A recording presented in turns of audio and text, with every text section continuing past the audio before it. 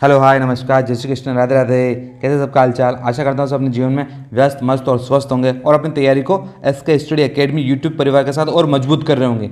जैसा कि CET graduation का एग्जाम 27 और 28 सितंबर को हुआ था, उसमें आने वाले बहुत से 25 से 30 क्वेश्चन सीधे हमारे एसके स्टडी एकेडमी जो टेप एमसीक्यूज लेके आई थी उससे संबंधित है। उसी की तर्ज पर हम लेके आए हैं सीईटी 12th के लिए भी, जो कि 22 अक्टूबर को एग्जाम है, उसके लिए टॉप एमसीक्यू सीरीज। ये प्रश्न आपको इस एग्जाम के लिए नहीं बल्कि आने वाले सारे एग्जाम, चाहे वो पशु परिचर हो, चाहे वो पटवार हो, एलडीसी हो, आरएस भी क्यों नहीं हो, वहां तक के लिए आपको एग्जाम के लिए ये प्रश्नोत्तरी बहुत महत्वपूर्ण होने वाली है। और इस टॉप एमसीक्यू सीरीज को आप जैसे ग्रेजुएशन का टाइम में आप सपोर्ट कहता है, वैसे ही आप 12th का जो सीईटी एग्जाम है उसके लिए भी आप सपोर्ट कीजिएगा। और हम डेली बेसिस पे आपके लिए ऐसे ही क्वेश्चन लाते रहेंगे और आपकी तैयारी को और मजबूत करेंगे, आपका रिविजन को और मजबूत करेंगे। चलते हैं बिना समय गवाए पहले प्रश्न की तरफ।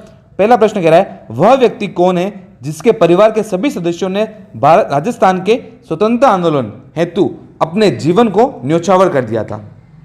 इसका उत्तर बताना आपको। पहला है विजय सिंह पथिक, दूसरा है अर्जुनलाल शेट्टी, तीसरा जमनालाल बजाज, चौथा है केसी सिंह बारट। ऐसा कौन था जिसने अपने परिवार के सभी सदस्यों को स्वतंत्रता आंदोलन में अपना जीवन न्योछावर कर दिया था? इसका सही उत्तर बताना आपको। इसका सही उत्तर होगा दोस्तों केसी सिंह बारट। केसी सिंह बारट का जो पुत्र प्रताप सिंह बारट या उसके पूरे जो परिवार के लोग थे, उन्होंने स्वतंत्रता आंदोलन में अपना जीवन न्योछावर कर दिया था। चलते हैं नेक्स्ट प्रश्न की तरफ। अगला प्रश्न कह रहा है, जीवन कुटीर के गीत किसके द्वारा लिखा गया? हरिभाऊ उपाध्याय, हीरलाल शास्त्री, कुकुलभाई भट्ट, जयनारायण व्यास। इसका सही उत्तर आप वीडियो को पॉज करके दे सकते हैं।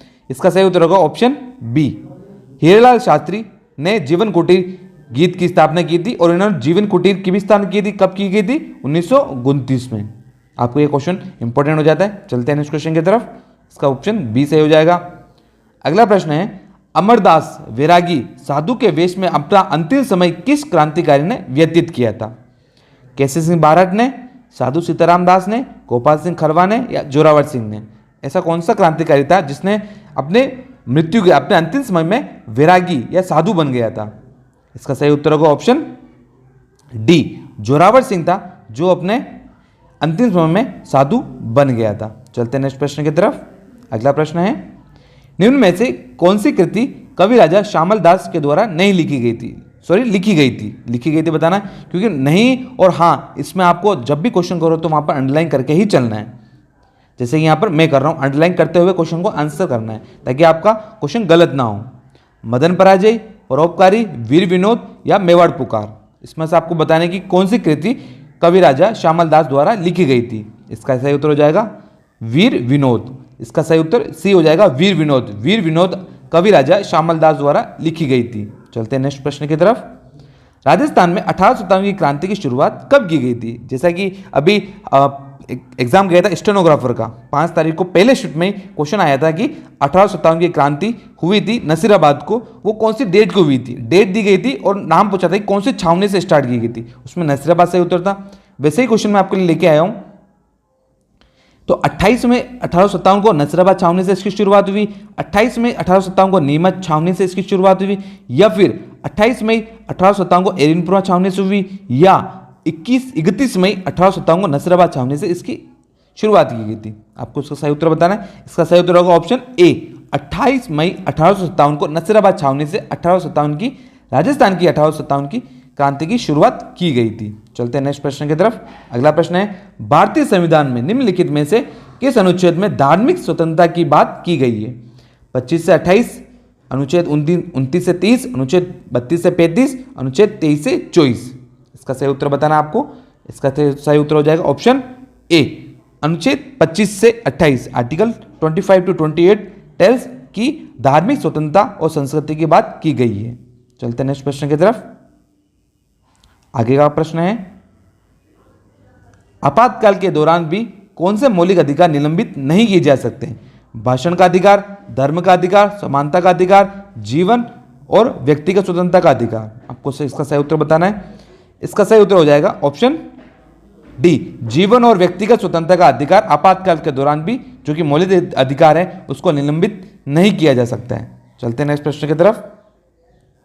आगे का प्रश्न है, राजद्रोह कानून के तहत सजा क्या है?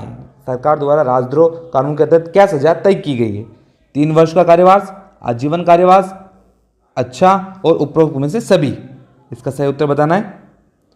इसका सही उत्तर होगा ऑप्शन डी, यानी ऊपर में से कोई भी हो सकता है। वो उसके कंडक्ट पे, उसके आचार पर डिपेंड करेगा कि उसने राजद्रोह किया तो उसको किस प्रकार की सजा दी जाएगी। चलते हैं नेक्स्ट क्वेश्चन की तरफ। अगला प्रश्न है, किस न्यायाधीश ने 1908 में लोकमान्य तिलक को कारावास की सजा सुनाई थी? वही 1897 में इस तरह के एक मुकदमे में तिलक के मामले की पैरवी करने वाले भी वकील थे। आपको बताना है, उस वकील का नाम बताना है। न्यायमूर्ति दिनेश डावर, न्यायमूर्ति मेहर चंद महाजन, हीरेलाल जेकानिया और मंदकोलुतुर पतंजलि। इसका सही उत्तर बताना है आपको। इसका सही उत्तर होगा ऑप्शन ए, दिनेश डावर ऐसे व्यक्ति थे जिन्होंने तिलक की पैरवी की थी। उनकी तरफ से उन्होंने केस लड़ा था 1897 में। तो ये थी टॉप एमसीक्यू सीरीज 12th के लिए। मिलते हैं नेक्स्ट इस सीरीज के नेक्स्ट पार्ट में। तब तक अपनी तैयारी को एसके स्टडी एकेडमी यूट्यूब परिवार के साथ और मजबूत कीजिए। और इस एप्लीकेशन जो एसके स्टडी एकेडमी हमारी एप्लीकेशन है, उसका लिंक आपको वीडियो के डिस्क्रिप्शन में मिल जाएगा, वहाँ जाइएगा। और हम जल्दी आपके लिए एक टेस्ट सीरीज लेके आ रहे हैं, एक मॉडल पेपर की सीरीज है, वहाँ पर आप जाइएगा और कम से कम फीस में हम आपको मुहैया कराएंगे। मिलते हैं नेक्स्ट वीडियो में, तब तक के लिए थैंक यू।